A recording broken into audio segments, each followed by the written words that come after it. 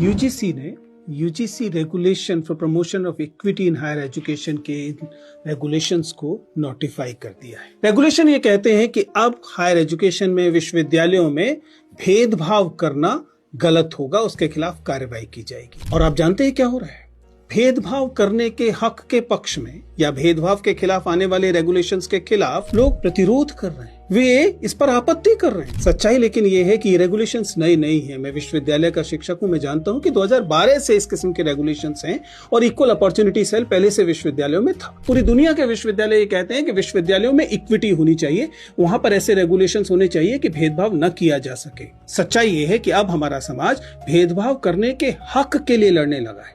UGC के आंकड़े देखें तो बताते हैं कि यूजीसी खुद कह रहा है कि 118% बढ़े हैं डिस्क्रिमिनेशन की जो शिकायतें हैं वो। इसका मतलब कि डिस्क्रिमिनेशन इन हायर एजुकेशन में होता है। कौन नहीं जानता, हम जानते हैं। आईआईटी की स्टडी से आप पहले से परिचित हैं कि जाति देखकर अंक दिए जाते हैं, मेडिकल कॉलेजेस में जाति देखकर भेदभाव होता है, यूनिवर्सिटीज में जाति देखकर भेदभाव होता है और अन्य पहचानों के आधार पर भी भेदभाव होता है। इसलिए वास्तव में इस देश को समतापूर्ण बनाने के लिए स्वाभाविक है, इस बात की जरूरत थी कि रेगुलेशंस आए।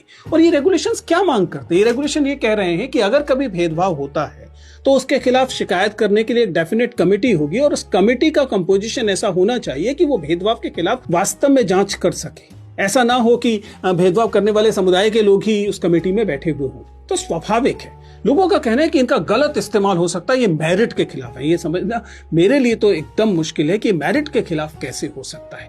और जहां तक गलत इस्तेमाल की बात है, ध्यान रखिएगा, कोई भी एक्स्ट्रा ऑर्डिनरी लॉ, चाहे वो जेंडर जस्टिस के लिए हो रही हो, चाहे वो दहेज के खिलाफ हो रही हो, चाहे वो दलित उत्पीड़न के खिलाफ हो रही हो, वो एक्स्ट्रा ऑर्डिनरी लॉ होती ही एक्स्ट्रा ऑर्डिनरी इसलिए है क्योंकि अन्यथा जिनके खिलाफ यह भेदभाव हो रहा होता है वे बेहद कमजोर होते हैं। हमारे विश्वविद्यालयों में दलित समुदाय के शिक्षक और विद्यार्थी अभी कमजोर स्थिति में हैं। अगर उन्हें अतिरिक्त ताकत नहीं दी जाएगी तो ये भेदभाव लगातार बढ़ते रहेंगे।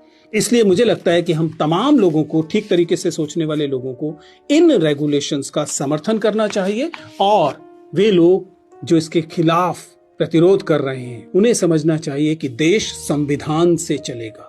अगर देश संविधान से चलेगा तो भेदभाव जो है वो एक बुरी चीज की तरह ही पहचाना जाएगा, पहचाना जाना चाहिए।